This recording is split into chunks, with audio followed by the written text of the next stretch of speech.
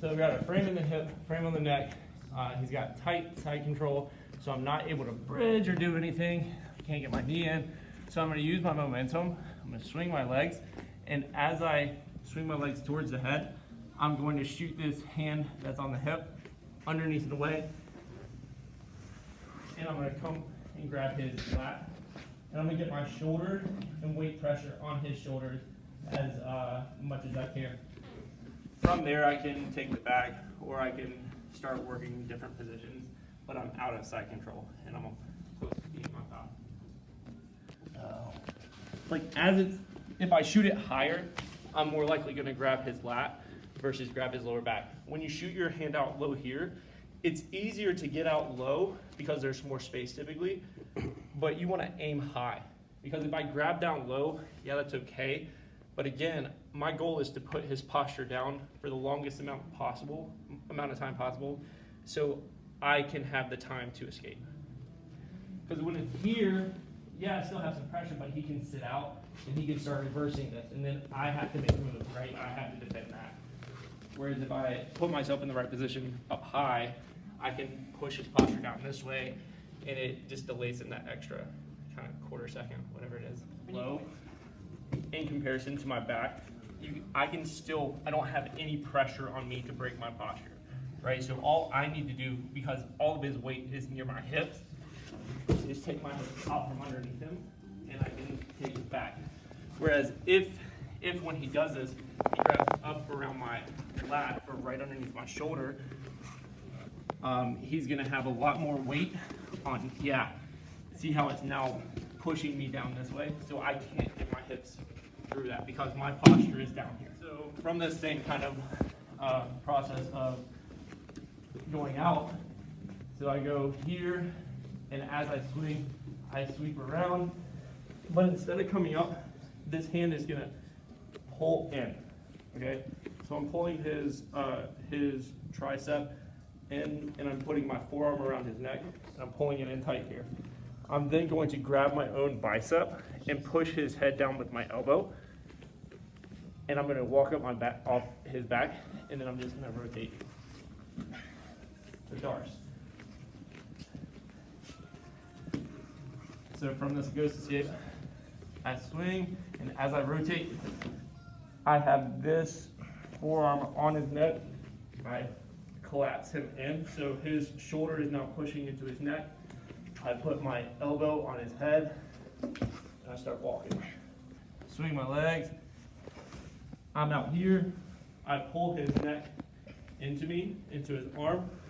I wrap up my bicep, and I start circling the floor. A Darce is a head and arm. It's just shot in from the shoulder side here.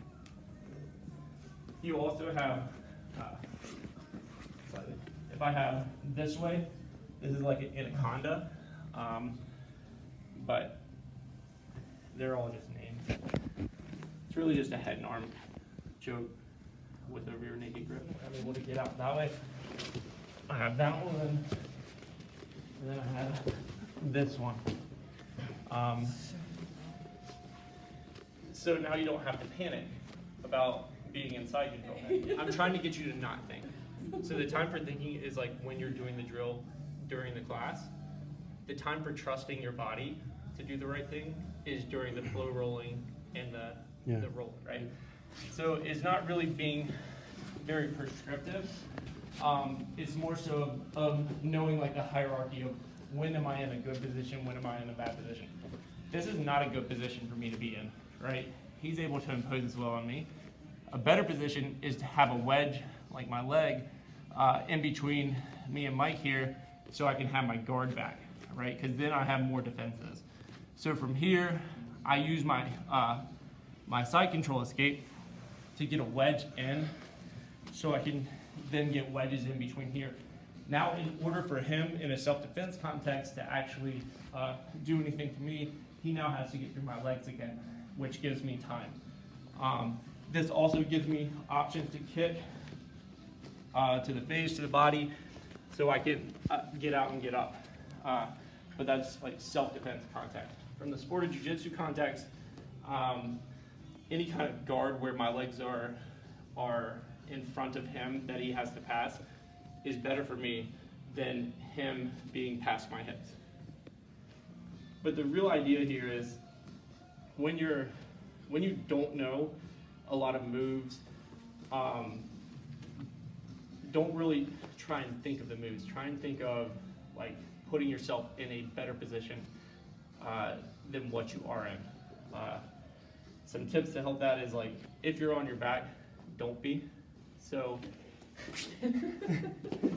and I don't mean like there's sometimes where you're held down in mount or in side control, and you're like this is really heavy, but you just want to try and get to where you're on one kind of shoulder, where your back is not flat on the mat.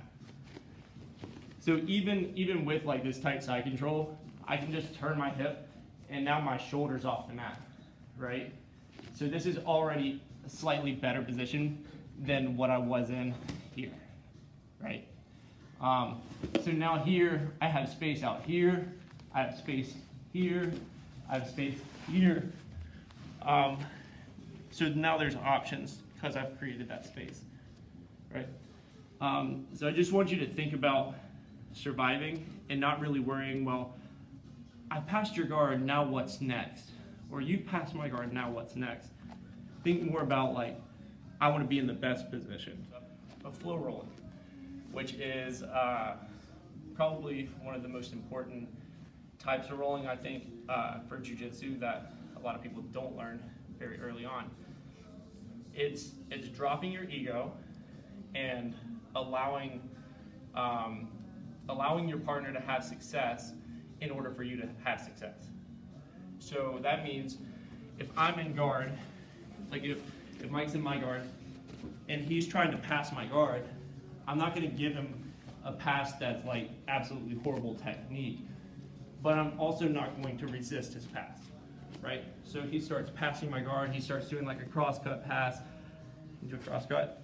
I'm like, okay, now I'm gonna flow into this back position. Okay, now I'm here, and now he's gonna start defending, right? So he starts turning back into me, getting himself in a better position to get guard, and then I start passing his guard, and then he starts going there.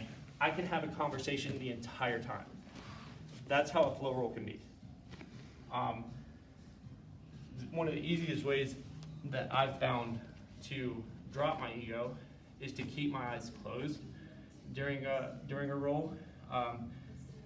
It can be kind of intimidating and hard, but as long as you maintain that connection to your partner, you're going to be okay, right? So I just like close my eyes and we'll start, and as long as I have like this connection here, Mike goes, he starts turning, okay. We go here, now he escapes the mount. Okay, well now I can work my guard, pass, and we just flow roll from there. There's not any resistance. So I let him do what he wants to do within reason of good technique. And he lets me do what I want to do. So we both learn. We both learn how to go through positions. We both learn what positions there are to be getting into, but it's not submission based. Okay. So you're not doing attacks, like you're not trying to go for triangles or something like that, and that is moving more to Higher level flow rolling, you can. So like higher level flow rolling, it's catch and release. So if I get side control and I get this, it's catch, release. Right? It's just it's a catch and release kind of thing versus trying to finish the submission. Right, trying to make them tap. Yeah. So you can go as slow as you want with flow rolling or quick, but it has to be no resistance. Another thing that I can do is I can reach underneath here, and this doesn't look like much. This right here. Yeah, yeah. Okay. It's like almost a reverse Americana.